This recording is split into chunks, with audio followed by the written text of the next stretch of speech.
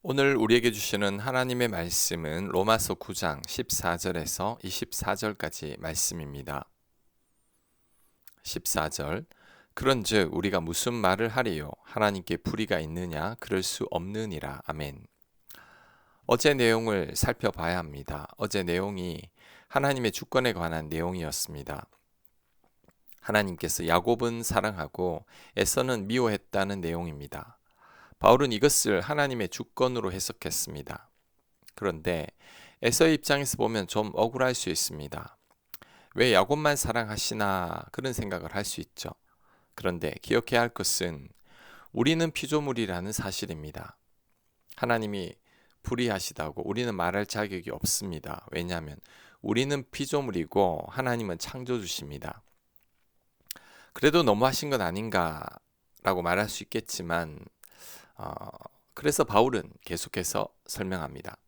15절 모세에게 이르시되 내가 긍휼히 여길 자를 긍휼히 여기고 불쌍히 여길 자를 불쌍히 여기리라 하셨으니 그런즉 원하는 자로 말미암음도 아니요 다른 박질하는 자로 말미암음도 아니요 오직 긍휼히 여기시는 하나님으로 말미암음이니라. 아멘. 하나님께서 긍휼히 여길 자를 긍휼히 여기고 불쌍히 여길 자를 불쌍히 여기신다고 합니다. 자신을 긍휼히 여겨 달라고 해서 하나님께서 긍휼히 여기시는 것이 아니고 내가 원한다고 해서 되는 게 아니라고 합니다. 내가 다른 박질한다고 되는 게 아니고 내가 노력한다고 되는 것도 아니라고 합니다. 하나님께서 야곱을 긍휼히 여길 만하니 긍휼히 여기신 것입니다. 에서를 택하지 않은 것은 하나님의 더 깊은 생각과 목적이 분명히 있는 겁니다. 우리는 그것까지 따지려고 해서는 안 됩니다. 그러면서 이번에는 애굽 왕 바로의 예를 들어서 바울은 설명합니다. 17절 성경이 바로에게 이르시되 내가 이 일을 위하여 너를 세웠으니 곧 너로 말미암아 내 능력을 보이고 내 이름이 온 땅에 전파되게 하려 함이라 하셨으니 그런즉 하나님께서 하고자 하시는 자를 긍휼히 여기시고 하고자 하시는 자를 완악하게 하시느니라. 혹 네가 내게 말하기를 그러면 하나님이 어찌하여 허물하시느냐 누가 그 뜻을 대적하느냐 하리니. 아멘. 하나님께서 바로의 마음을 완악하게 하셨고 바로의 그 완악한 마음 때문에 하나님의 능력이 나타났다고 합니다. 바로의 완악한 마음 때문에 하나님의 이름이 드러나게 되었습니다. 애굽의 10가지 재앙이나 홍해가 갈라진 것은 모두 바로의 완악함 때문에 생긴 결과이죠. 하나님께서 완악한 바로를 도구로 사용하신 것입니다. 그러면 바로 입장에서는 너무 억울합니다. 자신이 악역으로 사용되어지는 게 너무 불공평한 것이죠. 바로를 완악하게 만드신 분이 하나님이신데 어떻게 바로를 또 심판하실 수 있느냐 그런 말입니다. 바로를 완악하게 해서 죄를 짓게 하는 분이 하나님이시라면 어찌 죄 지은 자를 벌하시겠느냐 그 말입니다. 오늘 이 구절은 신학자들 사이에서도 난제에 속합니다. 그런데 가장 중요한 해석의 열쇠는 하나님께서 바로의 마음을 완악하게 하셔서 죄를 짓게 하신 것은 아니라는 겁니다. 출애굽기를 살펴보면 하나님께서 바로의 마음을 완악하게 하셨다는 표현이 있지만 바로 스스로가 완악했기 때문이라는 표현도 등장합니다. 출애굽기 7장 13절입니다. 바로의 마음이 완악하여 그들의 말을 듣지 아니하니. 아멘. 자, 그래서 바로가 완악했기 때문에 하나님께서 완악한 대로 내버려 두셨다고 해석하는 게 맞습니다. 바로는 하나님의 여러 기적들을 보고도 깨닫지 못하고 하나님의 뜻을 거역했습니다. 이것이 바로의 완악함이며 교만함입니다. 이런 완악하고 교만한 마음 때문에 하나님께서 바로를 그냥 가만히 내버려 두신 겁니다. 이것을 바울은 완악하게 하셨다고 표현한 거죠. 바울은 이런 상태를 로마서 1장에서는 이렇게 설명했습니다. 로마서 1장 28절입니다. 그들의 상실한 마음대로 내버려 두사. 아멘. 하나님께서 당신의 간섭을 거두시고 바로가 완악한 죄의 길로 가도록 그냥 내버려 두신 겁니다.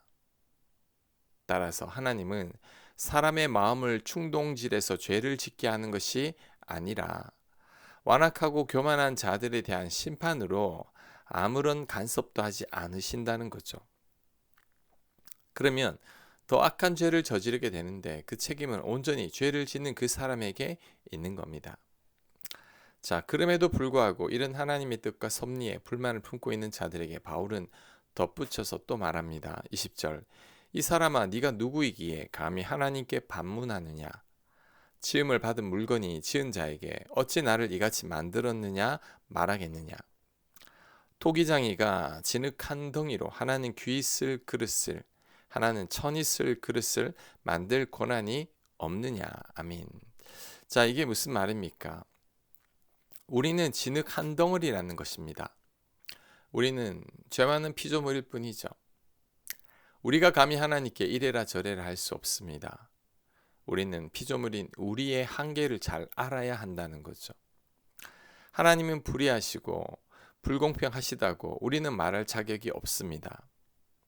하나님을 이해할 수 없어도 하나님께 대들거나 따질 자격이 없습니다. 왜냐하면 우리는 피조물이고 하나님은 창조주이시기 때문이죠.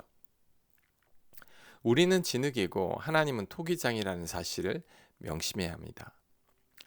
그래도 좀 억울하다는 느낌을 가질 수 있습니다. 왠지 공평하지 않다는 느낌이 들고 하나님께서 차별하시는 것 같이 느껴집니다. 그래서 바울은 이어지는 구절에서 부연 설명을 또 하고 있습니다. 22절. 만일 하나님이 그의 진노를 보이시고 그의 능력을 알게 하고자 하사 멸하기로 준비된 진노의 그릇을 오래 참으심으로 관용하시고 또한 영광 받기를 예비하신 바 긍휼의 그릇에 대하여 그 영광의 풍성함을 알게 하고자 하셨을지라도 무슨 말을 하리요? 이 그릇은 우리니 곧 유대인 중에서뿐 아니라 이방인 중에서도 부르신 자니라. 아멘. 자, 하나님께서 불의하신 것처럼 보이지만 그렇지 않다는 겁니다. 하나님이 진노를 충분히 보이실 수 있지만 그렇게 하지 않으셨다는 거죠. 오히려 오래 참으심으로 당신의 관용을 보여주셨다고 말씀합니다. 우리를 택하셔서 당신의 긍휼과 영광의 풍성함을 보여주셨다는 말씀입니다.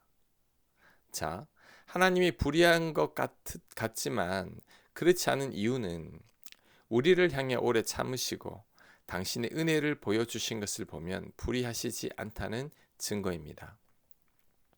죄 많은 우리들에게 하나님께서 베풀어 주신 은혜와 사랑을 생각하면 전혀 하나님은 불의하지 않으십니다.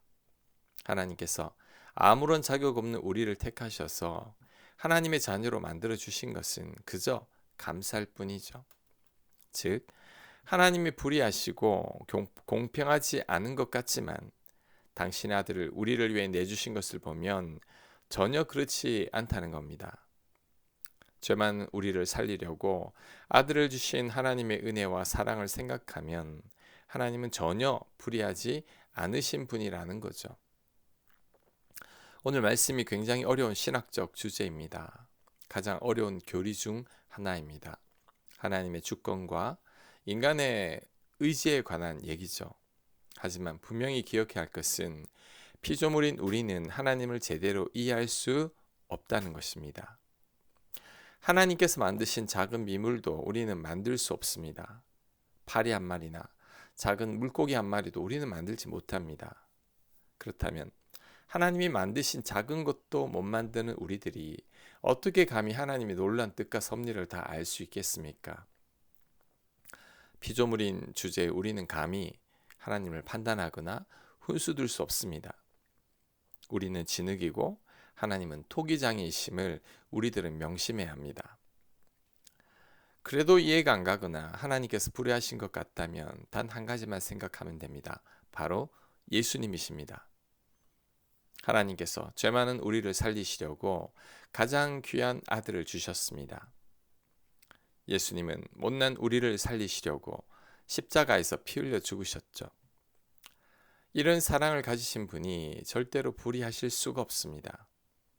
오직 사랑과 은혜가 풍성하시니 아들을 주실 수 있고 예수님은 우리를 위해 십자가에 달리실 수 있는 것입니다. 이렇게 큰 사랑을 받고 있는 우리가 하나님을 원망하고 불의하시다고 말할 수 없는 거죠. 혹 하나님이 이해가 안 되고 불의하신 것처럼 느껴진다고 할지라도 그것에 대해서 의심을 품기보다는 예수님의 십자가 사랑을 생각해야 합니다. 지금 우리가 받은 은혜만을 생각해야 합니다. 지금 우리가 구원받고 하나님의 자녀가 된 것만을 생각해야 합니다. 그리고 지금은 몰라도 우리가 천국에 가면 다 알게 될 것입니다. 지금 당장은 이해가 되지 않아도 나중에 가면 하나님의 놀라운 뜻과 사랑을 다 알게 될 것입니다. 우리는 그것을 믿고 오늘도 묵묵히 믿음의 길을 걸어가면 됩니다. 그럴 때 결국엔 모든 것을 다 알게 될 것입니다.